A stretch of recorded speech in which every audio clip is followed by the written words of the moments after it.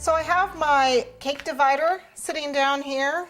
You don't actually have to have one, otherwise you'd need a compass or something. And what I've got is a few cake crumbs here. Covered my cake, and I want to divide this into 12ths. Okay, so I have a 14-inch base and a 10-inch top, and I want to divide this into 12 equal spaces. So I find the 14-inch line, and it's just a hair over 14 because of the fondant over the cake. And I want to mark it. Now, when the fondant is fresh, you can go ahead and just indent just a little bit because you're going to be piping a border along the edge of this cake, so you're not going to see it. But this wheel shows you how to divide it into 12ths. It's got a 12, and if I mark at every line that's got a 12, then I divide my cake into 12 even spaces. See, they've got 16s, they got 5s, they got 8s. You divide it, if you put it on the 8s, you'll get 8 equal pieces. I mean, this is just the way to go. It makes it so easy. So what I do is just find all the 12ths, and it's really important that you mark right in front of yourself. Obviously, if I'm over here and marking the cake, I could get off too easily. So you want to mark, keep it right in front of yourself and mark it into 12 equal pieces. Everywhere they've got a 12, you're going to mark it. Just put a little mark, and you can see that I have done little marks here with my pencil. Since my cake is dried out, I've done little marks all the way around already. Everywhere there's a 12. Okay. So I've marked it all the way around.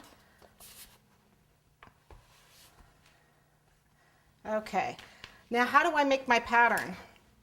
Well, what I've got going on here is I've got a 14-inch cake.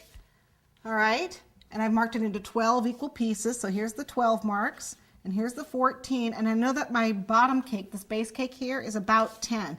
Actually, with the fondant covering it, it's probably a little less than 10 and a little bigger than 14, but it's going to be pretty close to that. So what I do is I lay parchment paper or something, and I draw on the 12 lines because I marked it into 12ths. From the 10, whoops, out to the 4, little past the 14, and right here at the 10, just mark that curve, and you can see this is just the handiest little thing. And I'm doing this upside down, so it's not exact. You do want to make sure you get as exact as you can, but that is pretty much what a small portion of my bevel is going to be. So I'm going to cut that out.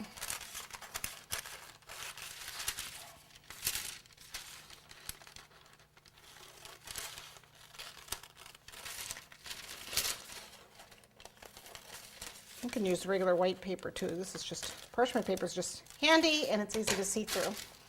Okay, so once I have that, I'm done with this for a little while.